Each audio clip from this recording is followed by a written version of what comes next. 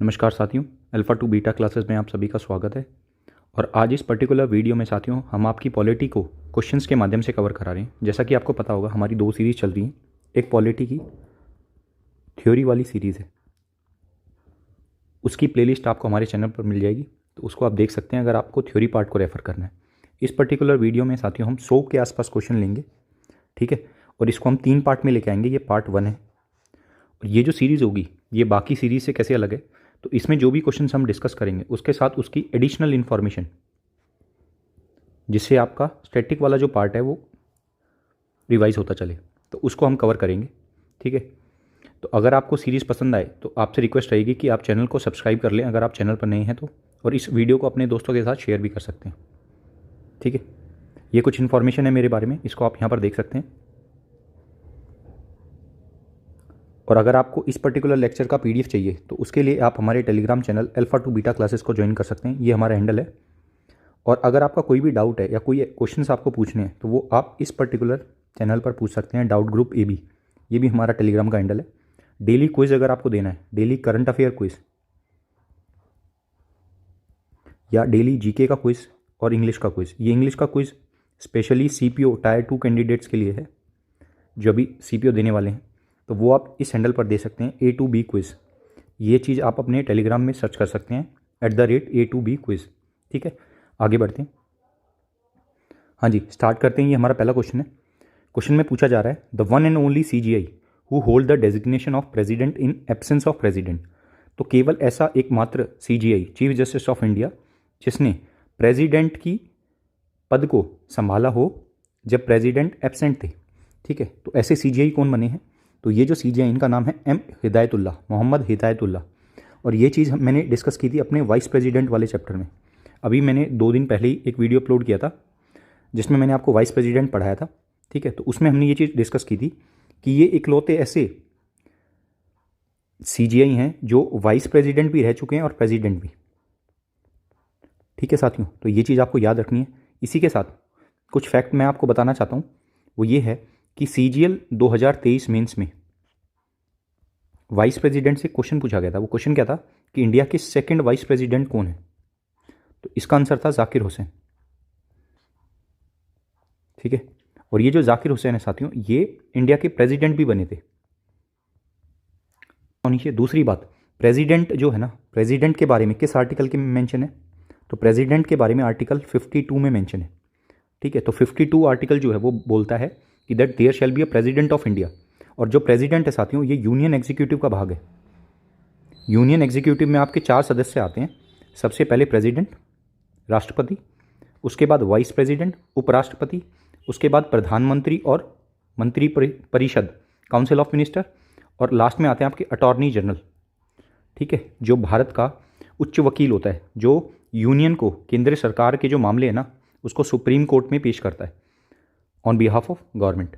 तो ये चीज़ आपको पता होनी चाहिए। साथ ही साथ वाइस प्रेसिडेंट का आर्टिकल क्या है साथियों, 63। तो 63 में बताया गया that there shall be a vice president of India.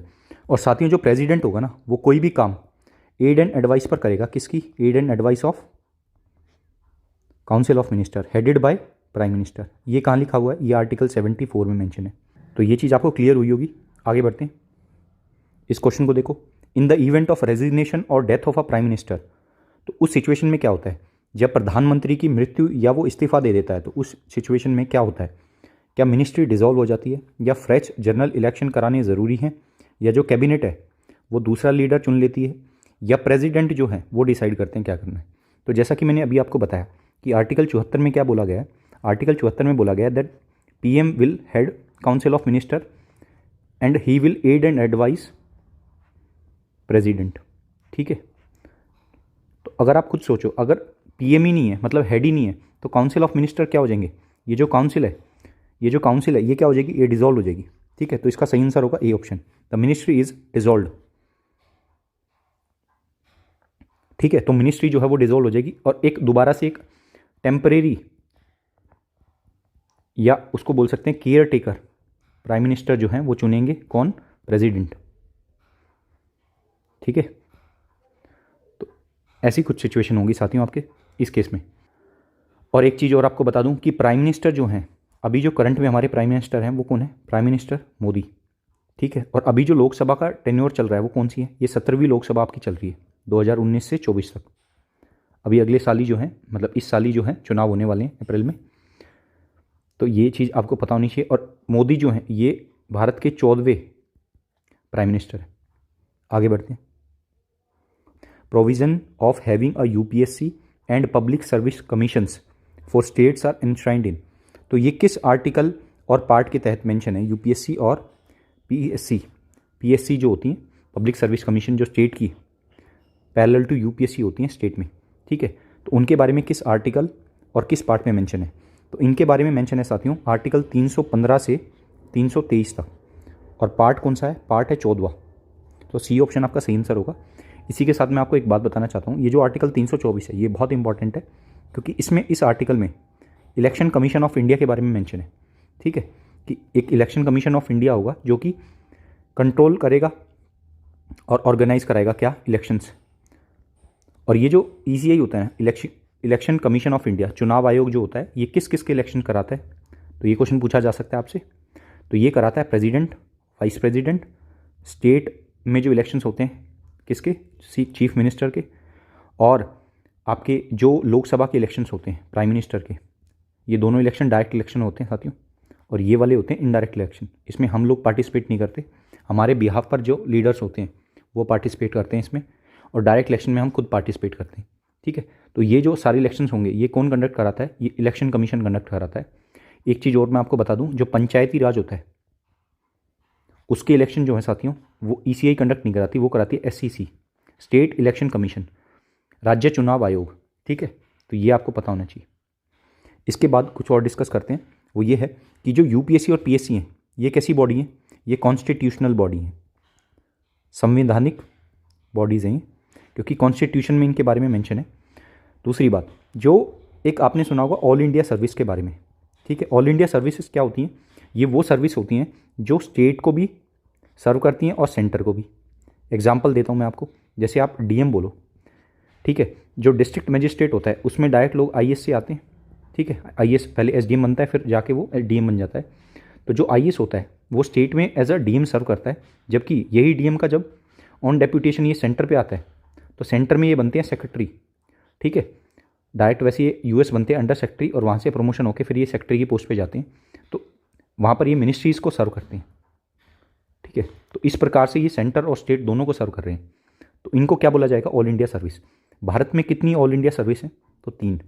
पहली है आईएएस, दूसरी है आईपीएस, और तीसरी है इंडियन फॉरेस्ट सर्विस। ध्यान देना, फॉरेन सर्विस नहीं है, ठीक है, फॉरेस्ट सर्विस है। और ऑल इंडिया सर्विस को एस्टेब्लिश करना, क्रिएट करना, ये एक्सक्लूसिव पावर है किसकी? काउंसिल ऑफ स्टेट, या फिर बोल सकते हो राज्यसभा की, ठीक है। एक रेजोल्यूशन लाया जाता है पार्लियामेंट में, और राज्यसभा से वो मेजोरिटी से पास किया जाता है, स्पेशल मेजोरिटी 2/3 से, ठीक है। तो ये चीज़ आपको पता होनी चाहिए। और ये ऑल इंडिया सर्विस के बारे में कौन से आर्टिकल में मेंशन है? तो 312 में, आर्टिकल 312 में इसके बारे में मेंशन है। तो उम्मीद कर रहा हूँ ये चीज़ आपको क्लियर हुई होगी। आगे बढ़ते हैं, इस क्वेश्चन को देखो। State public service commission submits report to whom. तो जो स्टेट पब्लिक सर्विस कमीशन है ये अपनी रिपोर्ट किसको देती है? तो ये अपनी रिपोर्ट देती है साथियों गवर्नर को, ठीक है। और गवर्नर इसको कहाँ टेबल करता है? ये टेबल करता है इसको स्टेट लेजिस्लेचर में, लेजिस्लेचर। और यूपीएससी अपनी जो रिपोर्ट होती है वो किसको देती है? वो प्रेसिडेंट को, और प्रेसिडेंट इसको टेबल करता है पार्लियामेंट में, ठीक है। और फिर वहाँ से ये कमेटी के पास जाती है, कमेटी इसकी फिर स्क्रूटनी करती है। तो कुछ ऐसा काम होता है, तो इसका सही आंसर होगा गवर्नर। दूसरी बात, आपने सुना होगा एक body JPSC, joint public service commission, ठीक है। अब जो जेपीएससी और एसपीएससी है ना, उनमें फ़र्क क्या है? ये स्टेट पब्लिक सर्विस कमीशन है, ये जॉइंट पब्लिक सर्विस कमीशन है। तो ये होती है केवल एक स्टेट के लिए, जैसे यूपी के लिए, और ये होती है कंबाइंड स्टेट के लिए, जैसे हरियाणा और पंजाब के लिए एक जेपीएससी हो सकती है, पहले थी भी, ठीक है। तो आप इस तरीके से सोच सकते हैं। तो जॉइंट पब्लिक सर्विस कमीशन, अब इसमें क्या होता है कि इसके जो चेयरमैन होते हैं ना, इस बॉडी के जो चेयरमैन होंगे उनको नियुक्त कौन करेगा? उनको अपॉइंट कौन करेगा? तो उनको अपॉइंट करने की पावर होती है प्रेसिडेंट की। और रिमूव कौन करेगा? तो रिमूव भी उनको प्रेसिडेंट करते हैं। जबकि एसपीएससी के केस में ऐसा नहीं होता। एसपीएससी के केस में इनको अपॉइंट कौन करता है? तो साथियों इनको अपॉइंट करता है गवर्नर। और इनको रिमूव कौन करता है? इनको रिमूव करते हैं प्रेसिडेंट। तो ये चीज़ आपको क्लियर होनी चाहिए कि या तो वो, अगर वो यूपीएससी है या एसपीएससी है या फिर जेपीएससी है, कोई भी बॉडी है, रिमूव की जो पावर है ना, रिमूवल की पावर, वो किसके पास है? वो एक्सक्लूसिव टू प्रेसिडेंट है। वो केवल प्रेसिडेंट कर सकता है इनको रिमूव, ठीक है। और इनमें अपॉइंट जो करता है, अपॉइंटमेंट जो होती है चेयरमैन की, वो कौन करता है? चेयरमैन और उनके मेंबर्स की, वो कौन करता है? तो यूपीएससी और जेपीएससी के केस में वो प्रेसिडेंट करेंगे और इस केस में वो गवर्नर करेंगे स्टेट के, ठीक है। तो उम्मीद कर रहे हैं ये चीज़ आपको क्लियर हुई होगी। आगे बढ़ेंगे। इस क्वेश्चन को देखो, who has the right to take decision for president and vice president election disputes. तो प्रेसिडेंट और वाइस प्रेसिडेंट के जो चुनाव होते हैं उनमें विवादों को लेते हुए जो निर्णय की पावर है वो किसको दी गई है? तो वो दी गई है सुप्रीम कोर्ट को। तो ये एक्सक्लूसिव पावर है सुप्रीम कोर्ट की। और सुप्रीम कोर्ट के बारे में साथियों कौन से आर्टिकल में मेंशन है? तो आर्टिकल 124 में मेंशन है कि भारत का एक सुप्रीम कोर्ट होगा। इसका जो सब क्लोज 1 है ना, उसमें मेंशन है that there shall be a supreme court of India. अब एक चीज़ और आपको बताना चाहता हूँ, जो प्रेसिडेंट है उसका इलेक्टोरल कॉलेज और जो वाइस प्रेसिडेंट है उसका इलेक्टोरल कॉलेज, दोनों में क्या डिफरेंस है? तो प्रेसिडेंट के केस में, जिन साथियों को ये नहीं पता कि इलेक्टोरल कॉलेज क्या होता है, तो ये बेसिकली क्या है कि कौन कौन मेंबर्स उनके इलेक्शंस में पार्टिसिपेट करते हैं, उनके ग्रुप को इलेक्टोरल कॉलेज बोला जाता है।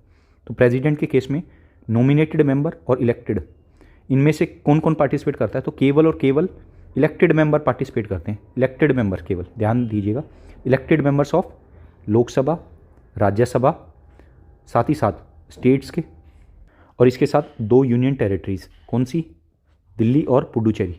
और अब तीसरी यूनियन टेरिटरी जुड़ चुकी है जिनके पास अपना लेजिस्लेचर है, वो है जम्मू कश्मीर। तो जब भी इनमें इलेक्शंस होंगे तो इनके इलेक्टेड मेंबर भी पार्टिसिपेट कर पाएंगे, ठीक है। और वाइस प्रेसिडेंट के केस में क्या होता है साथियों? ये वाइस प्रेसिडेंट के केस में nominated and elected members of only Lok Sabha and Rajya Sabha, केवल ये पार्टिसिपेट करेंगे। जबकि रिमूवल के प्रोसेस में प्रेसिडेंट के, उसमें कौन कौन पार्टिसिपेट करता है? तो रिमूवल के प्रोसेस में प्रेसिडेंट के केस में nominated and elected members of only Lok Sabha and Rajya Sabha ये पार्टिसिपेट करते हैं।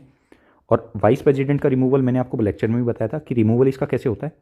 तो राज्यसभा, क्योंकि ये चेयरमैन है राज्यसभा के, तो राज्यसभा में एक रेजोल्यूशन लाया जाता है और उस रेजोल्यूशन को एब्सोल्यूट कह रहा हूँ सॉरी, उस रेजोल्यूशन को इफेक्टिव मेजॉरिटी से पास कराया जाता है। इफेक्टिव मेजॉरिटी क्या होती है? 50% of all the then members मतलब उस टाइम पर जितने भी सदस्य होंगे उनका 50% +1 अगर मिल जाती हैं तो वो रेजोल्यूशन पास हुआ मान लिया जाता है। अगर ये रेजोल्यूशन पास होता है तो इसको टेबल किया जाता है लोकसभा में, और लोकसभा में फिर साथियों, लोकसभा में फिर इसको सिंपल मेजॉरिटी से पास कराया जाता है। अगर ये पास हो जाता है तो आपकी जो वाइस प्रेसिडेंट है वो रिमूव हो जाते हैं। और प्रेसिडेंट के रिमूवल प्रोसेस को एक, इसके लिए एक फॉर्मल वर्ड है, वो होता है इम्पीचमेंट, ठीक है, महाअभियोग।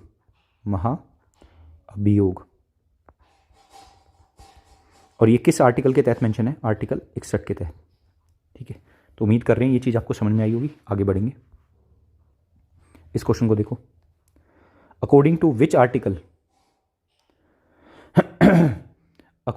Article president has the right to take advice from supreme court. तो प्रेसिडेंट के पास राइट है एडवाइस लेने का सुप्रीम कोर्ट से, किस आर्टिकल के तहत? तो ये आर्टिकल है साथियों 143 जो आर्टिकल है ना, ये बताता है advisory jurisdiction of supreme court की एडवाइसरी ज्यूरिडिक्शन के बारे में बता रहा है ये आर्टिकल, कि सुप्रीम कोर्ट एडवाइस कर सकता है प्रेसिडेंट को, ठीक है। हालांकि प्रेसिडेंट के पास वो जो एडवाइस दी गई होगी वो बाइंडिंग नहीं है प्रेसिडेंट के ऊपर कि प्रेसिडेंट को एक्सेप्ट करें या ना करें, ठीक है। तो 143 आर्टिकल के तहत ये मेंशन है। सुप्रीम कोर्ट की और भी ज्यूरिडिक्शंस होती हैं, जैसे writ jurisdiction, supreme court writ issue कर सकता है, किस आर्टिकल के तहत? आर्टिकल 32। और सुप्रीम कोर्ट की होती है एक ओरिजिनल ज्यूरिडिक्शन। ये क्वेश्चन पूछा गया साथियों CHSL में कि ओरिजिनल ज्यूरिडिक्शन जो है वो किस आर्टिकल के तहत मेंशन है? तो ये आर्टिकल 131 के तहत मेंशन है। इस ज्यूरिडिक्शन में क्या होता है? तो अगर मान लो जैसे यूनियन है और कोई भी स्टेट है, इन दोनों के बीच में कोई भी कॉन्फ्लिक्ट होता है तो ये एक्सक्लूसिव पावर है सुप्रीम कोर्ट की कि सुप्रीम कोर्ट इसमें इंटरफेयर कर सकता है, ठीक है, उस मैटर में, और उसको सुलझाने के लिए जो है जजमेंट वगैरह पास कर सकता है, ठीक है। और अगर 2 स्टेट के बीच में कॉन्फ्लिक्ट होता है तो वो भी मैटर जो है वो डायरेक्टली कहाँ जाएगा? सुप्रीम कोर्ट में जाएगा, ठीक है। तो ये चीज़ आपको ध्यान होनी चाहिए कि ओरिजिनल ज्यूरिडिक्शन जो है वो किसकी है, वो केवल और केवल सुप्रीम कोर्ट के पास। ठीक है। दूसरी बात, इसके पास होती है एक एपिलेट ज्यूरिडिक्शन। एपिलेट ज्यूरिडिक्शन, इस एपिलेट ज्यूरिडिक्शन में क्या होता है, लोअर जो कोर्ट होते हैं जैसे हाई कोर्ट से, वहाँ से जो अपील आती है तो वहाँ पर ये केस क्या कर सकता है, उन केसेस की सुनवाई कर सकता है, हियर कर सकता है उनको। एक होती है फिर इसकी रिव्यू करने की ज्यूरिडिक्शन, कि अपने जो जजमेंट है उनको रिव्यू कर सकता है, ये उनको चेंज कर सकता है। ठीक है, तो ये चीज़ है, ये आपको पता होनी चाहिए। सुप्रीम कोर्ट में कोई भी जज होता है उसकी रिटायरमेंट एज कितनी होती है, तो वो होती है 65 साल, और हाई कोर्ट में वो कितनी होती है, 62 साल। ठीक है, आगे बढ़ते हैं।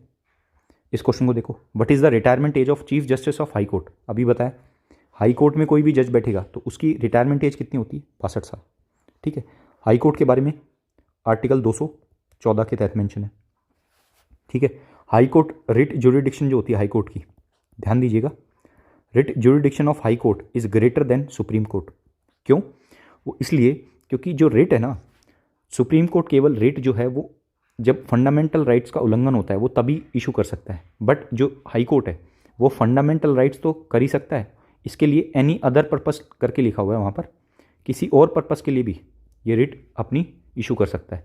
तो यहाँ पर रिट ज्यूरिडिक्शन जो हाई कोर्ट की है वो ज़्यादा होती है, बड़ी होती है कंपेयर टू सुप्रीम कोर्ट। एक तो ये चीज़ पता होनी चाहिए। दूसरी बात, ये बात मैंने बता दी कि इनकी 62 साल होती है रिटायरमेंट एज, और अगर किसी को chief justice of high court बनना है तो उनको अपॉइंटमेंट जो है उनकी, वो कौन करता है, तो उनकी अपॉइंटमेंट जो है ना वो करते हैं हमारे प्रेसिडेंट साहब। अब क्या वो सीधा ही अपॉइंट कर देते हैं, नहीं, तो प्रेसिडेंट अपॉइंट करते हैं on the aid and advice of CJI, chief justice of India and governor. ठीक है, तो जो गवर्नर और सीजीआई उनकी एडवाइस पर वो अपॉइंट करते हैं कौन, chief justice of high court.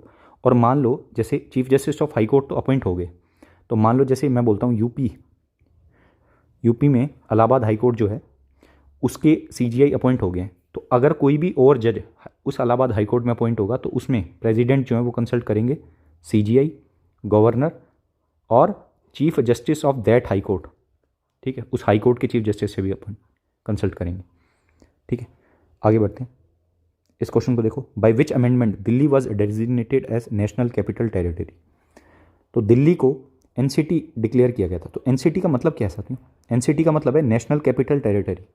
इससे पहले मैं आपको एक एनसीआर वर्ड आप और सुनते होगे, दिल्ली एनसीआर, इन दोनों में डिफरेंस क्या है, तो एनसीटी वो एरिया है जहाँ पर जो दिल्ली की इलेक्टेड असेंबली है ना वो अपनी पावर को एक्सरसाइज कर सकती है, और एनसीआर जो है ये इससे बाहर का एरिया है। ये बेसिकली ये बेसिकली डेवलपमेंट पर्पस के लिए बनाया गया है।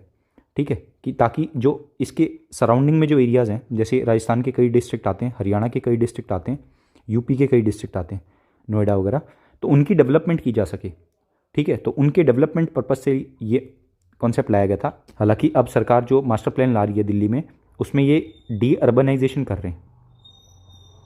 ठीक है, डी अर्बनाइजेशन मतलब इनके आसपास में ये, जैसे ये दिल्ली है तो इनके आसपास में इतनी एम्प्लॉयमेंट और अपॉर्चुनिटीज़ खोल देंगे कि लोग जो हैं वो दिल्ली ना आके दिल्ली से बाहर जाएं।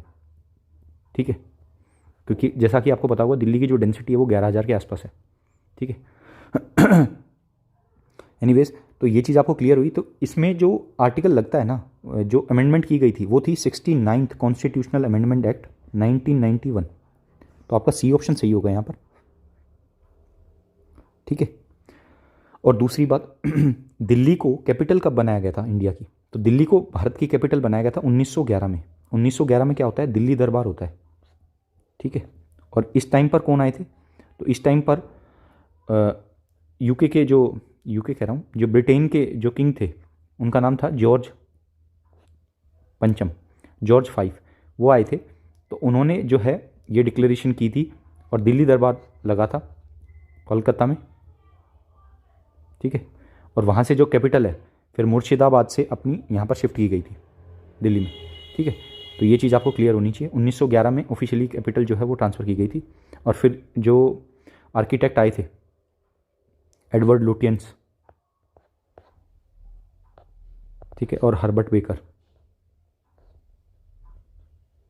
इनको दिल्ली डिज़ाइन करने का जो है काम दिया गया था, पार्लियामेंट हाउस और दिल्ली के आसपास का जो रीजन है, लुटियंस रीजन आपने सुना होगा दिल्ली के आसपास। तो ये चीज़ थी। ठीक है, तो 69th कॉन्स्टिट्यूशनल अमेंडमेंट एक्ट 1991 से दिल्ली को एनसीटी डिक्लेयर कर दिया गया था। इस क्वेश्चन को देखो, who conducts the state assembly election, तो ये मैंने आपको बता चुका हूँ। स्टेट असेंबली में जो भी इलेक्शंस होते हैं वो कंडक्ट करती है इलेक्शन कमीशन ऑफ इंडिया, और स्टेट इलेक्शन कमीशन ये पंचायती राज के इलेक्शन जो है वो कंडक्ट करती है। ठीक है, तो स्टेट असेंबली इलेक्शन जो होते हैं यहाँ पर साथियों, स्टेट असेंबली में जो इलेक्शन होंगे ना, ये कैसे इलेक्शन होंगे, ये होंगे डायरेक्ट इलेक्शन। इनमें हम और आप लोग जो है पार्टिसिपेट करते हैं और ओपन बैलेट सिस्टम चलता है यहाँ पर। ठीक है, मतलब आपके सामने एक स्क्रीन होगी, वहाँ पर एक कैंडिडेट होगा, इसकी पार्टी होगी, यहाँ बटन होगा, इसको प्रेस करोगे तो फिर वोट चली जाती है। जबकि एक होता है सीक्रेट बैलेट, जिससे वोटिंग की जाती है वाइस प्रेसिडेंट और प्रेसिडेंट के इलेक्शन में। आपको एक पर्चा दिया जाता है, उस पर आप अपनी प्रेफरेंस भरते हो, 1 2 3 4 किस कैंडिडेट के लिए दे रहे हो, और वो पर्चा जो है एक बॉक्स में डाला जाता है, फिर सबकी काउंटिंग होती है। ठीक है, उस प्रोसेस को बोलते हैं STV, single transferable vote system by means of proportional representation. ठीक है, नेक्स्ट क्वेश्चन, इसको देखो, constitution of India was mainly written in which language. अब इसने बोला है कि mainly written in which language, सबसे पहले वो किस लैंग्वेज में लिखा गया था, तो सबसे पहले वो लिखा गया था इंग्लिश में। साथियों, जब हमारा जो संविधान है ना 26 नवंबर 1949 को इनेक्ट होके तैयार हो गया था। ठीक है, और इसकी कमेंसमेंट कब हुई थी, हमने इसको इफेक्टिव ये कब हुआ था, तो इफेक्ट में हम लेके आए थे इसको 26 जनवरी 1950 को, अगले साल। ठीक है, तो जब वो इनेक्ट हुआ था ना, तो उस टाइम पे वो केवल इंग्लिश में था, और यहाँ पर हमने अपने प्रेसिडेंट को चुन लिया था इस टाइम तक। ठीक है, जो कि थे राजेंद्र प्रसाद। तो वहाँ पर एक रेजोल्यूशन लाया गया था, और जो संविधान है उसकी हिंदी ट्रांसलेशन की गई थी। ठीक है, तो एज ऑफ नाउ तो जो संविधान है वो दोनों भाषाओं में है, इंग्लिश और हिंदी, जो ऑथोरिटिव टेक्स्ट हम मानते हैं।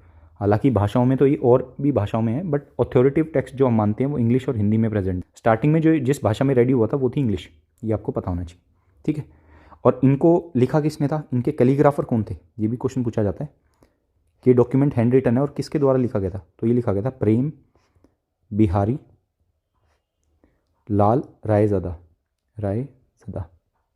ये नाम आपको याद रखना है, ये इनके कैलीग्राफर थे।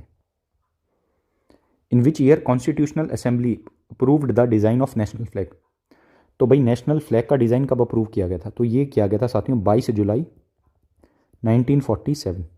ठीक है, तो बी ऑप्शन आपका सही आंसर हो जाएगा। अब एक चीज़ और आपसे पूछी जाती है, सॉन्ग जो है ना वो कब अडॉप्ट किया था, तो वो अडॉप्ट किया था 24 जनवरी 1950 को। ठीक है, जिस दिन हमने कॉन्स्टिट्यूशनल अडॉप्ट मतलब इन्हें इफेक्ट में लाने वाले थे, कमेंसमेंट करने वाले थे, उनसे 2 दिन पहले हमने नेशनल सॉन्ग को अडॉप्ट किया था, और फ्लैग हमने 22 जुलाई 1947 को किया था। अब जो नेशनल फ्लैग जो हमारा, उसकी हाइट और विड्थ आपसे पूछी जा सकती है, तो ये चौड़ाई जो है ना उसकी, अगर ये 3x है तो ये होती है 2x, मतलब विड्थ और हाइट का जो रेशो है वो 3:2 होता है। ये आपको पता होना चाहिए, ये क्वेश्चन पूछा गया है SSC में कि हाइट और विड्थ का रेशो जो है वो कितना होता है नेशनल फ्लैग का, तो होता है 3:2। ठीक है, कॉन्स्टिट्यूशन के बारे में 1-2 चीज़ें और जान लो कि कॉन्स्टिट्यूशन जो है उसको बनने में कितना टाइम लगा था, तो उसको बनने में लगे थे 2 साल 11 महीने और 18 दिन। ठीक है, इतना टाइम लगा था। और कॉन्स्टिट्यूशन जो है वो बनाया किसने था, तो वो ड्राफ्टिंग कमेटी का काम था। ड्राफ्टिंग कमेटी थी एक, उसको ही काम दिया गया था। उसके हेड कौन थे, BR अम्बेडकर। ठीक है, और इसलिए इनको क्या बोला जाता है, मॉडर्न मनु। ठीक है, आगे बढ़ते हैं।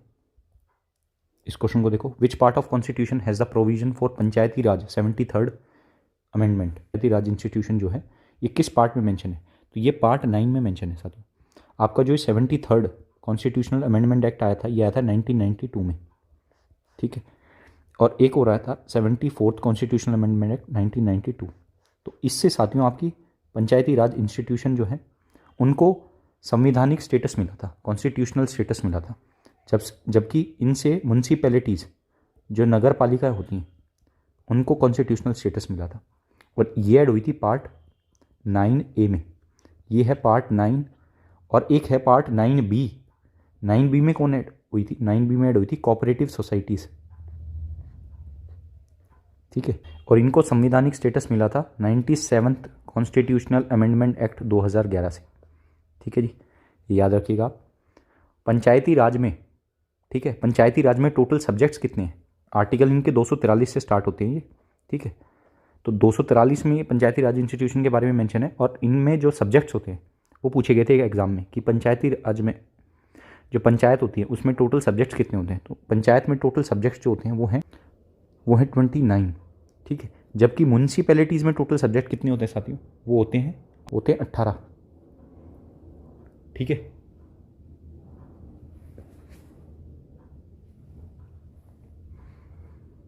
तो ये चीज़ आपको पता होनी चाहिए। एक और चीज़ है कि पंचायती राज इंस्टीट्यूशन में इलेक्शन के लिए जो मिनिमम एज है वो कितनी है? वो है 21 साल।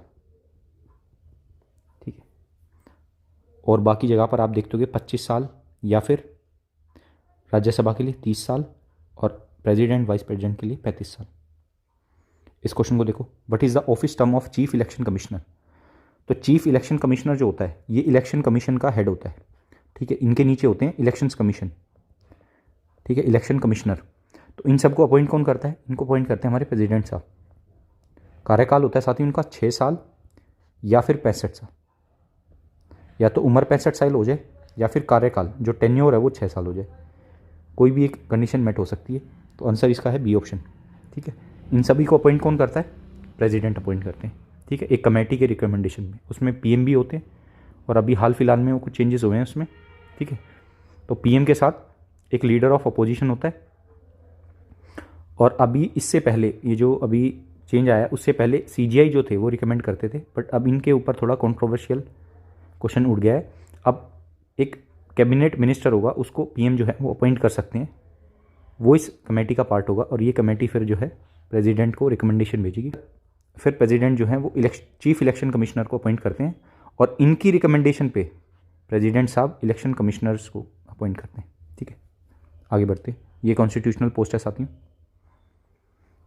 Who is the first female Lok Sabha speaker? तो लोकसभा की पहली महिला अध्यक्ष कौन थी? तो आपको पता होगा कि लोकसभा में होते हैं स्पीकर और राज्यसभा में आपके होते हैं चेयरमैन। तो पहली महिला लोकसभा स्पीकर जो है वो थी मीरा कुमारी। और ये किस कार्यकाल में थी साथियों? ये 2009 से 2014 के कार्यकाल में थी। मतलब आप बोल सकते हो 14 से अब 19 और 19 से 24। अभी मैंने बताया ये 17वीं थी, ये 16वीं थी, तो ये 15वीं लोकसभा की जो है अध्यक्ष रही होंगी। ठीक है, दूसरी बात आपको ये भी पता होनी चाहिए कि फर्स्ट फीमेल तो है, अगर मैं पूछूं कि पहला स्पीकर लोकसभा का वो कौन था, तो वो थे जीवी मालवांकर। ठीक है, ये नाम आपको याद रखना ही क्वेश्चन पूछा गया है कि फर्स्ट लोकसभा स्पीकर। और पहली लोकसभा लगी कब थी? 1952 में। ठीक है, 1952 में सबसे पहले लोकसभा का पहला सेशन हुआ था साथी। ठीक है, अब लोकसभा में आपको पता होगा, लोकसभा में एक होता है स्पीकर और एक होता है डेप्यूटी स्पीकर। और इनके इलेक्शंस कैसे होते हैं? लोकसभा में जो स्पीकर होता है ना साथियों, इनको चुनते हैं इनके मेंबर्स ही। ठीक है, जो भी विनिंग पार्टी होती है उसके सदस्य लोकसभा के स्पीकर चेयर बनते हैं और इनकी इलेक्शन जो है इनकी डेट अनाउंस करते हैं प्रेसिडेंट साहब और मेंबर्स ही इनको इलेक्ट करते हैं। ये बात आप याद रखिएगा। और इस स्पीकर के पास एक होती है वोट जिसको बोलते हैं कास्टिंग वोट। ये वोट कब, इस वोट का जो है ये यूज़ जब करता है जब एक बिल पे डेडलॉक आ जाए, जैसे इक्वल वोट हो जाए, 50-50 वोट हो जाए, तब इसकी वोट का यूज़ किया जाता है। उस वोट को बोलते हैं कास्टिंग वोट। ठीक है, उम्मीद कर रहे हैं आपको समझ में आया होगा। आगे बढ़ते हैं। The speaker vote in Lok Sabha is called, अभी बताया मैंने, स्पीकर की जो वोट है लोकसभा में उसको क्या बोलते हैं? उसको बोलते हैं कास्टिंग वोट। सी ऑप्शन सही आंसर है। इसी के साथ लोकसभा में जब नई लोकसभा का गठन होता है ना, तो प्रेसिडेंट साहब एक स्पीकर को अपॉइंट करते हैं, उसको बोलते हैं प्रो टर्म स्पीकर। तो ये जो है ना, ये स्पीकर, ये बेसिकली उस लोकसभा में जो सीनियर मोस्ट मेंबर होते हैं ना, उनको यूजुअली जो प्रेसिडेंट जो है वो अपॉइंट करते हैं एज अ प्रोटम स्पीकर। अब इसका काम क्या होता है? इसका काम होता है जो स्पीकर है ना उसको चुनना। ठीक है, और उसके बाद जो भी एमपीज नए आए हैं, अब सिंस नई लोकसभा का गठन हुआ है तो नए नए एमपी आए होंगे, उन सभी को ओथ दिलाना। ठीक है, और जैसे ही स्पीकर के इलेक्शन होते हैं ये ऑफिस ऑटोमेटिकली क्या हो जाता है? सीज हो जाता है। ठीक है, तो ये ऑटोमेटिकली जो है ख़त्म हो जाता है। ठीक है, एक चीज़ और, जो स्पीकर होते हैं अपना लोकसभा में, ये अपना रेजिग्नेशन देते हैं डिप्टी स्पीकर को, और डिप्टी स्पीकर अपना रेजिग्नेशन देते हैं स्पीकर को। ये कुछ ऐसा ही है जैसे प्रेसिडेंट अपना रेजिग्नेशन वाइस प्रेसिडेंट, और वाइस प्रेसिडेंट अपना रेजिग्नेशन प्रेसिडेंट को। ठीक है, आगे बढ़ेंगे। उनको देखो, who was the first law minister of independent India. तो स्वतंत्र भारत के प्रथम कानून मंत्री कौन थे? तो फर्स्ट लॉ मिनिस्टर थे इंडिया के B.R. अम्बेडकर। ठीक है, और इसी के साथ आपको फर्स्ट डिफेंस मिनिस्टर भी पता होनी चाहिए। ये MTS में पूछा गया है, फर्स्ट डिफेंस मिनिस्टर इंडिया के, तो इनका नाम है बलदेव सिंह। और फर्स्ट PM कौन थे? जवाहरलाल नेहरू। ठीक है, आगे बढ़ेंगे। The original constitution of India was hand written by whom. ये मैंने अभी आपको बताया कि इंडिया की जो कॉन्स्टिट्यूशन है उसके कैलीग्राफर कौन थे? Prem Bihari Narayan Azad. C option. Rajendra Prasad India के प्रेसिडेंट थे पहले, और ये ऐसे प्रेसिडेंट हैं जो लॉन्गेस्ट टेन्योर तक इन्होंने सर्व किया है। दो टेन्योर, 2 साल नहीं, 2 टेन्योर, तो लगभग इन्होंने 12 साल के आसपास तक सर्व किया था। और अभी जो करंट में प्रेसिडेंट है द्रौपदी मुर्मू, ये भारत की, आपको याद रखना है, ये भारत की 15वीं प्रेसिडेंट है, 15th प्रेसिडेंट है, और भारत की फर्स्ट ट्राइबल प्रेसिडेंट है। ट्राइबल लेडी हैं जो प्रेसिडेंट बनी है, और कहाँ से आती हैं? उड़ीसा से। आगे बढ़ेंगे। Panchayati raj election is a responsibility of home. तो ये मैं बता चुका हूँ आपको स्टार्टिंग में कि पंचायती राज के इलेक्शंस होते हैं वो कौन कराता है? वो कराता है state election commission. C option. ठीक है, और ये बॉडी कैसी साथी? ये भी एक कॉन्स्टिट्यूशनल बॉडी है। कई बार एग्जाम में सवाल आता है कि पहचानिए कि कौन सी कॉन्स्टिट्यूशनल बॉडी है और कौन सी नॉन कॉन्स्टिट्यूशनल बॉडी है। तो अगर नॉन कॉन्स्टिट्यूशनल बॉडी का मैं आपको उदाहरण दूं तो आप बोल सकते हो जैसे NHRC, national human right commission. ठीक है, तो ये एक कैसी बॉडी है? ये एक नॉन कॉन्स्टिट्यूशनल बॉडी है।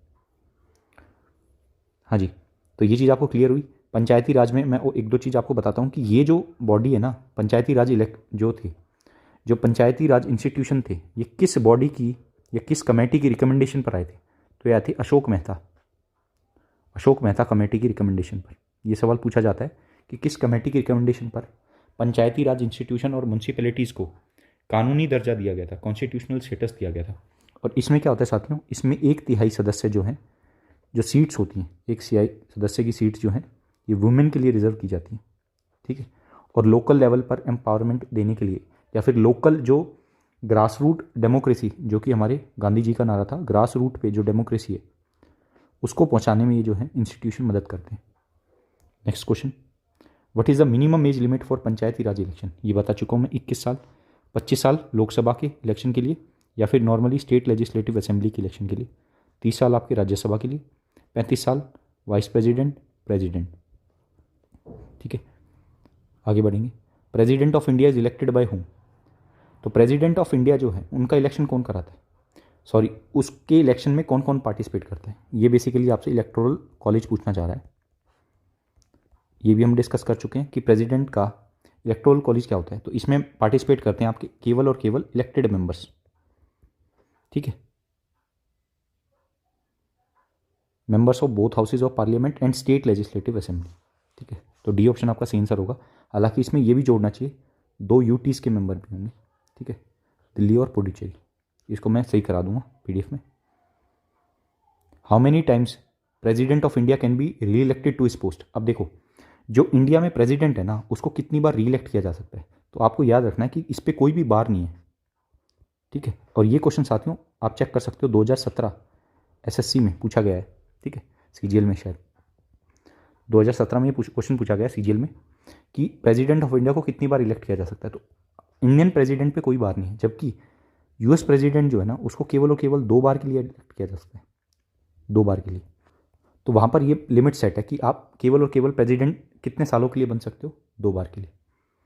कितने टर्म्स के लिए बन सकते हो? तो 2 टर्म के लिए आप प्रेसिडेंट बन सकते हो वहाँ पर। तो ये चीज़ आपको क्लियर होनी चाहिए। तो डी ऑप्शन आपका सही आंसर होगा यहाँ पर। और प्रेसिडेंट ऑफ इंडिया के बारे में आपको बताता हूँ कि इसमें इनकी जो पार्डन करने की शक्तियाँ हैं, ठीक है, तो वो आर्टिकल 72 में मेंशन है।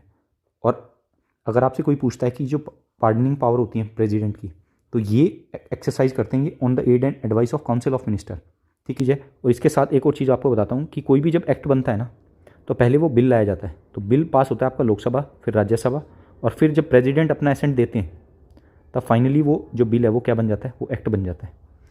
अगर मान लो इन दोनों हाउसेज से पास हो गया और बिल को भेजा गया प्रेसिडेंट के पास, तो प्रेसिडेंट एक बार इसको क्या कर सकते हैं, रिटर्न कर सकते हैं रिकंसिडरेशन के लिए, ठीक है। अब ये जो रिकंसिडरेशन की पावर है ना, ये इसलिए दी गई है प्रेसिडेंट को ताकि कोई गलत बिल जल्दबाजी में पास ना हो। दूसरी बात, जो इनकी पोस्ट की जो गरिमा है ना, वो बनाते हुए ये रिकंसिडरेशन की पावर इनको दी गई है, ठीक है। अब ये जो रिकंसिडरेशन की पावर है, ये ऐसा नहीं है कि मान लो कल को अगर ये दोबारा इसको वापस भेजते हैं प्रेसिडेंट के पास, तो वापस जो प्रेसिडेंट साहब हैं इसको रिटर्न कर दें, तो ऐसा नहीं कर सकते। ये केवल एक बार के लिए इसको रिटर्न कर सकते हैं, दोबारा इनको जो उस पर एसेंट जो है वो देना ही होता है। आपको एक और चीज़ बताता हूँ कि जो रिटर्न करने की पावर है ना, ये केवल और केवल ऑर्डनरी बिल में है, ठीक है। हालांकि मनी बिल को भी ये कर सकते हैं, बट मनी बिल को ये जनरली करते नहीं है। रीज़न क्या है कि मनी बिल को लाने के लिए पहले इनकी परमिशन की रिक्वायरमेंट होती है, तो अगर कोई बंदा परमिशन अपनी दे रहा है तो वापस वो उसको रिटर्न नहीं कर सकता, ये जनरल सी बात है। दूसरी बात, कॉन्स्टिट्यूशनल बिल अगर कोई बिल आता है ना, तो उसमें प्रेसिडेंट के पास ये पावर नहीं है कि वो उसको रिटर्न कर दे, ठीक है।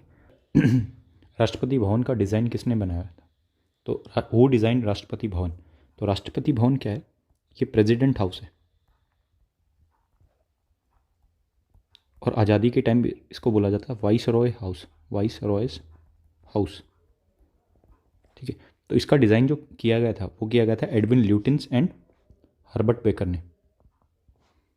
जैसा कि मैंने आपको पहले बताया था कि जब 1911 में दिल्ली दरबार हुआ था, तो उस टाइम पर जो जॉर्ज V था उसने इन दोनों को काम दिया था, और ये फिर उन्होंने एक तो राष्ट्रपति भवन और साथ ही साथ जो न्यू दिल्ली का एरिया था ना, ये CP के आसपास का एरिया जो है, ये भी इन्होंने डिज़ाइन किया है, ठीक है।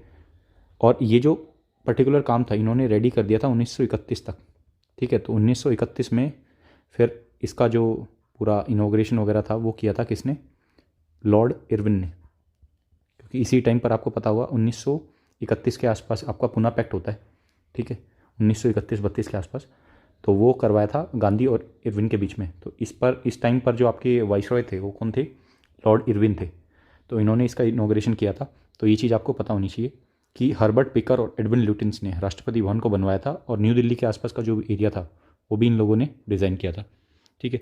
और एक और आर्किटेक्ट है जो आपको पता होना चाहिए, वो है ली कॉर्बुजियर, ली कॉर्बुजियर। इसने क्या किया था, इसने चंडीगढ़ सिटी को डिज़ाइन किया था, ठीक है। तो चंडीगढ़ सिटी को जिसने डिज़ाइन किया था उसका नाम था ली कॉर्बुजियर। तो साथियों ये याद रखना आप। और इसी के साथ जो नई बिल्डिंग अभी बनी है पार्लियामेंट की, ठीक है, जो सेंट्रल विस्टा प्रोजेक्ट के तहत बनी है, तो उस पर्टिकुलर प्रोजेक्ट को किस कंपनी ने जीता है, तो वो जीता था टाटा ने, ठीक है। और जो नया पार्लियामेंट बिल्डिंग है, मैं पार्लियामेंट बिल्डिंग की बात कर रहा हूँ साथियों, उसका जो डिज़ाइन था ना, उसके आर्किटेक्ट जो थे उनका नाम है बिमल पटेल। ये शायद एक बैंक एग्जाम में पूछा गया था कि उनके आर्किटेक्ट कौन थे, तो आपको पता होना चाहिए ये बिमल पटेल है, ठीक है। आगे बढ़ेंगे, इस क्वेश्चन को देखो, there are how many words in the Indian constitution. तो ये आप बस एज अ फैक्ट याद रखना कि टोटल इंडियन कॉन्स्टिट्यूशन में जो टोटल वर्ड्स हैं वो कितने हैं, 1,17,359, ठीक है, 1,17,369, इतने वर्ड हैं इंडियन कॉन्स्टिट्यूशन में। और आपका जो इंडियन कॉन्स्टिट्यूशन है इसको ड्राफ्ट किसने किया था, तो ड्राफ्टिंग कमेटी लगी थी, उसके चेयरमैन थे आपके BR अम्बेडकर, ठीक है। तो उन्होंने ये 2 साल 11 महीने और 18 दिनों में कंप्लीट कर दिया था, ठीक है। और इसी के साथ साथियों जो इंडियन कॉन्स्टिट्यूशन बन के तैयार हुआ था उसमें ओरिजिनली वो किस लैंग्वेज में था, इंग्लिश में, ये हम डिस्कस कर चुके हैं। और कितने पार्ट्स थे उसके, ओरिजिनली 22 पार्ट थे। आर्टिकल कितने थे, 395 आर्टिकल्स थे। और शेड्यूल कितने थे उसमें, उस टाइम पर वो थे 8 शेड्यूल, ठीक है। तो अभी प्रेजेंट में ये 8 की जगह कितने, 12 शेड्यूल। और अब जो शेड्यूल जुड़े हैं वो कौन कौन से हैं, 9, 10, 11 और 12। ये 2 शेड्यूल हम डिस्कस कर चुके हैं। 10वां शेड्यूल आपका है एंटी डिफेक्शन लॉ, ठीक है, आयराम गैराम वाले प्रथा से। एंटी डिफेक्शन लॉ में क्या होता है, जो दलबदली कानून होता है ना, वो इसमें मेंशन है इस पर्टिकुलर शेड्यूल के तहत। और इसको ऐड किया गया था 52वें कॉन्स्टिट्यूशनल अमेंडमेंट एक्ट, ठीक है, उससे। और नोवा जो है ये है लैंड रिफॉर्म से रिलेटेड, तो ये आप याद रखना 9, 10, 11 और 12। ठीक है, आगे बढ़ेंगे। इस क्वेश्चन को देखो, Sikkim was made an integral part of India under which amendment. तो सिक्किम को इंटीग्रल पार्ट इंडिया का किस अमेंडमेंट के तहत बनाया गया था? तो इसका सही आंसर जो होगा वो होगा 36th अमेंडमेंट एक्ट 1975। बट इससे पहले साथियों मैं आपको एक चीज़ और बताऊंगा, वो ये है कि 35th और 36th कॉन्स्टिट्यूशनल अमेंडमेंट एक्ट दोनों याद रखना, दोनों ही इससे रिलेटेड है। वो कैसे? तो वो कुछ इस प्रकार कि 1974 और उससे पहले जो सिक्किम था वो एक मोनार्की के अंडर था, और जो वहाँ डायनेस्टी रूल कर रही थी उसका नाम था नामग्याल। नामग्याल मोनार्की के अंडर था सिक्किम। और इसके जो राजा थे ना साथियों, उनका और इंडिया का इस टाइम पर वो थे, एक सिक्किम एक तरीके से आप बोल सकते हो प्रोटेक्टोरेट था इंडिया का। प्रोटेक्टोरेट का मतलब क्या है कि सिक्किम का फॉरेन रिलेशन, डिफेंस और कम्युनिकेशन जो होगा ये कौन कंट्रोल करेगा? ये करेगा इंडिया। ठीक है, और बाकी जो फंक्शंस थे वो ये पर्टिकुलर मोनार्की कंट्रोल करेगी। 1974 35th कॉन्स्टिट्यूशनल अमेंडमेंट एक्ट, इसके तहत सिक्किम को बना दिया गया था एसोसिएट स्टेट।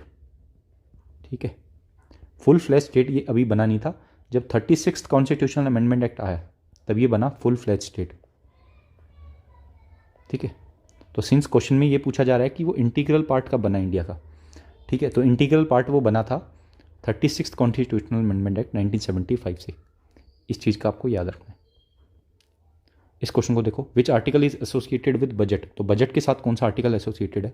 तो बजट नाम का जो वर्ड है ना, ये आपके कॉन्स्टिट्यूशन में नहीं दिया गया है, ये याद रखिएगा। दूसरी बात, बजट के लिए जो एक्चुअल फॉर्मल वर्ड है वो है आपके कॉन्स्टिट्यूशन में एनुअल फाइनेंशियल स्टेटमेंट, ये चीज़ याद रखना। और ये आर्टिकल 112 के तहत मेंशन है। आर्टिकल 112 के तहत ये चीज़ मेंशन है। और साथ ही साथ इसके साथ आपको ये चीज़ याद रखनी है कि आपका जो बजट है ये इंट्रोड्यूस, ये जो प्रेजेंट है ये कौन करती है? ये फाइनेंस मिनिस्टर करती है फरवरी में।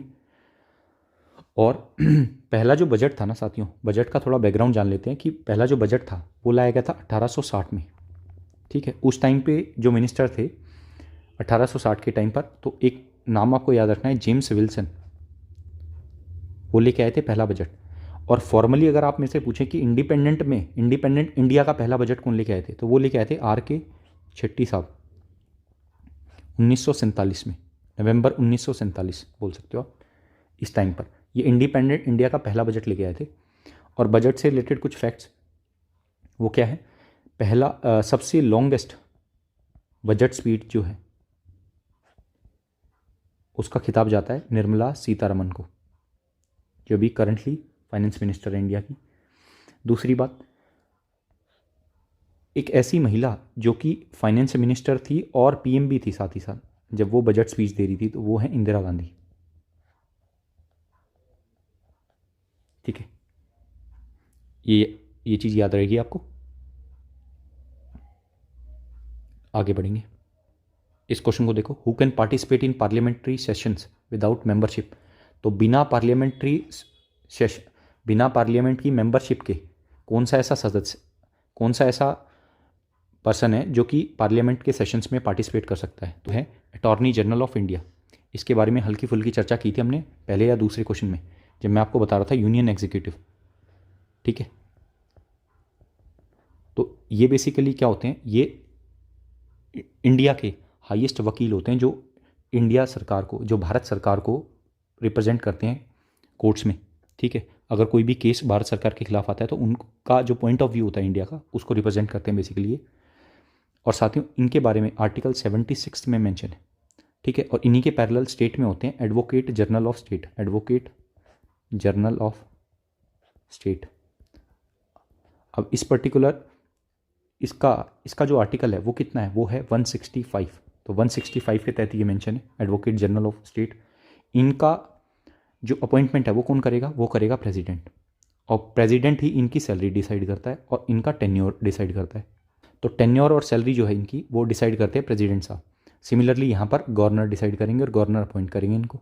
ठीक है, तो ये चीज़ आपको याद रहेगी कि जो विदाउट मेंबरशिप पार्लियामेंट में जो सदस्य पार्टिसिपेट कर सकता है उसका नाम क्या है, अटॉर्नी जनरल ऑफ इंडिया, और स्टेट लेजिस्लेचर में एडवोकेट जनरल ऑफ स्टेट।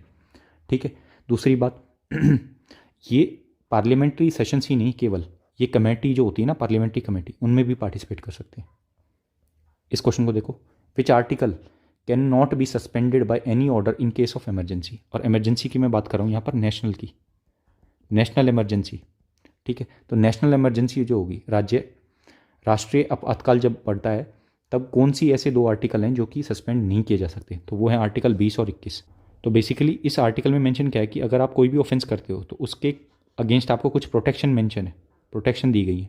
वो क्या क्या है, जैसे डबल जियोपार्डी, एक ही उसके लिए आपको 2 सज़ा नहीं दी जाएंगी। दूसरी बात, अगर मान लो आप कोई भी ऐसा चीज़ मतलब एक क्राइम कमिट करते हो और वो उस टाइम पर वो क्राइम जो है वो क्राइम डिक्लेयर ही नहीं है, मतलब पार्लियामेंट के रूल के जो कॉन्स्टिट्यूशन है वो उसको क्राइम ही नहीं मानता, तो आपको सज़ा नहीं दी जाएगी। दूसरी बात, आपको सज़ा उतनी दी जाएगी जितना उस क्राइम के, जितना कि कॉन्स्टिट्यूशन में उस क्राइम के खिलाफ जो है या किसी एक्ट में लिखा गया है, तो उतनी आपको सज़ा दी जाएगी।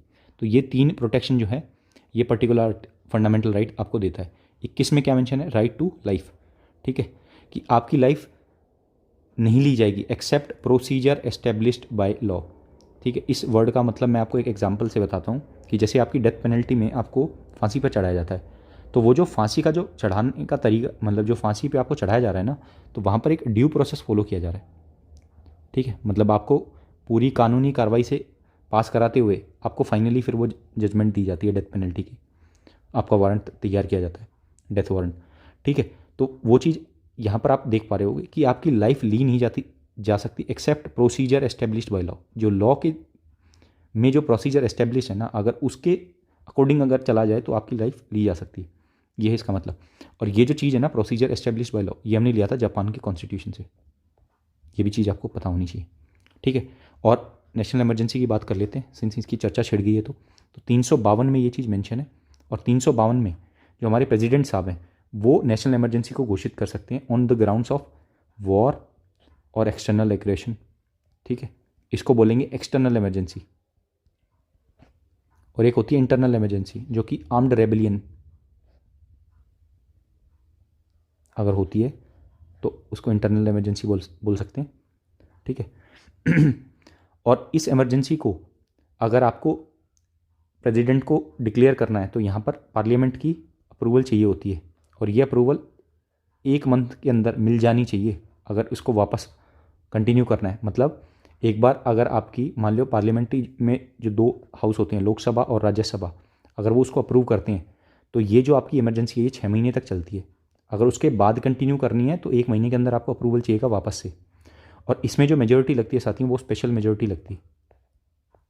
बाकी इसके अलावा जो 2 इमरजेंसी होती हैं, फाइनेंशियल इमरजेंसी और कॉन्स्टिट्यूशनल इमरजेंसी, वहाँ पर जो मेजोरिटी लगती है वो सिंपल होती है।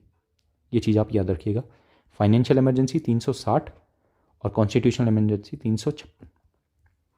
नेक्स्ट क्वेश्चन, इसको देखो, the fundamental duties were included in constitution with idea of. तो अपने जो इंडियन कॉन्स्टिट्यूशन है उसमें जो फंडामेंटल ड्यूटीज़ हैं, मौलिक कर्तव्य जो हैं, ये क्यों ऐड किए गए थे? तो ये ऐड किए गए थे जो अनकॉन्स्टिट्यूशनल एक्टिविटीज़ हम करते हैं, ठीक है, उनको कम करने के लिए।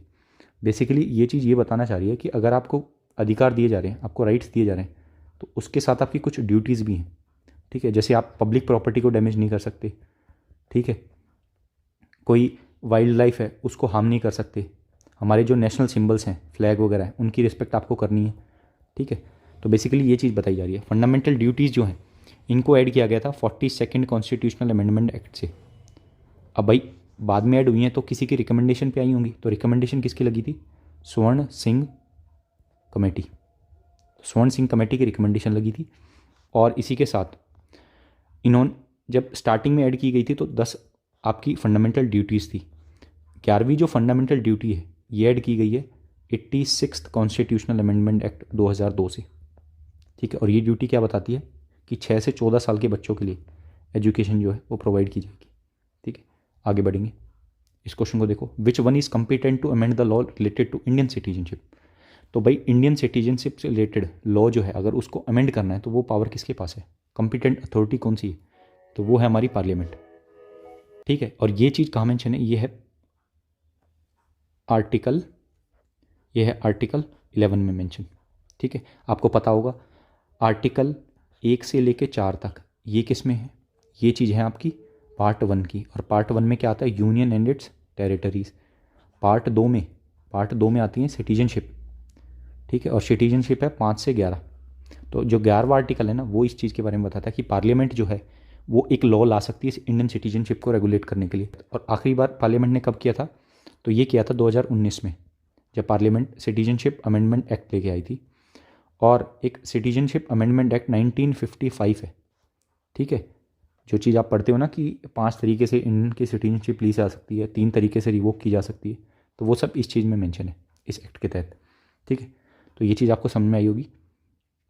आगे बढ़ते हैं, इस क्वेश्चन को देखो, who was the first women chief justice of high court in India. तो पहली chief justice of high court की चीफ जस्टिस वो कौन सी वुमेन थी, तो उनका नाम है लीला सेठ। ठीक है, लीला सेठ। ये कौन से हाई कोर्ट की बनी थी, ये दिल्ली हाई कोर्ट की बनी थी 1978 में। ठीक है साथियों, ये इंपॉर्टेंट है, ये याद रखना कि हाई कोर्ट की पहली महिला अध्यक्ष कौन सी बनी है। इससे पहले हमने क्वेश्चन पढ़ा था फर्स्ट वुमेन से कि फर्स्ट वुमेन लोकसभा स्पीकर वो कौन थी, वो थी मीरा कुमारी। हाई कोर्ट का आर्टिकल मैं बता चुका हूँ 214। हाई कोर्ट की रिट ज्यूरिडिक्शन 224। ठीक है, ये कुछ फेमस आर्टिकल हैं जो आपको पता होनी चाहिए। इसकी रिट ज्यूरिडिक्शन सुप्रीम कोर्ट की रिट ज्यूरिडिक्शन से बड़ी होती है। ठीक है तो साथियों, ये था हमारा आज का लेक्चर। उम्मीद कर रहे हैं कि आपको लेक्चर पसंद आया होगा। अगर आपको लेक्चर अच्छा लगा है और आप चाहते हैं कि और भी कंटेंट आपको इसी प्रकार दिया जाए, तो आप चैनल को सब्सक्राइब कर सकते हैं। इससे हमें काफ़ी मोटिवेशन देखने को मिलता है और हम और भी वीडियोस ऐसी ला पाते हैं आपके लिए। अगर आपको सेशन पसंद आ रहा है तो वीडियो को आप एक लाइक कर सकते हैं। आपके एक लाइक से यूट्यूब की एल्गोरिथम के अकॉर्डिंग ये वीडियो वाइडर ऑडियंस तक जाती है और हमारी रीच थोड़ी बढ़ती है। कोई भी आपका सुझाव है उसको आप कमेंट सेक्शन में मेंशन कर सकते हैं, अपने दोस्तों के साथ इसको शेयर कर सकते हैं। ये हमारा चैनल है अल्फा टू बीटा क्लासेस, इसको आप ज्वाइन कर सकते हैं पीडीएफ के लिए। ठीक है, यहाँ पर पीडीएफ अपलोड की जाएगी। तो आज के लिए इतना ही रखते हैं, जल्दी हम एक और वीडियो के साथ आएंगे। तब तक के लिए अपना ख्याल रखें। और जाने से पहले साथियों, हमने अभी इंस्टाग्राम पे हम थोड़े एक्टिव हो गए हैं, तो इंस्टाग्राम पे आप सर्च कर सकते हैं @alpha2beta classes। तो अगर आप वर्किंग एस्पायरेंट हैं, अगर आप कहीं वर्क कर रहे हैं और आपको डेली करंट अफेयर्स को फॉलो करना है, तो हम वहाँ पर शॉर्ट्स अपलोड करते हैं, तो उनको आप देख सकते हो।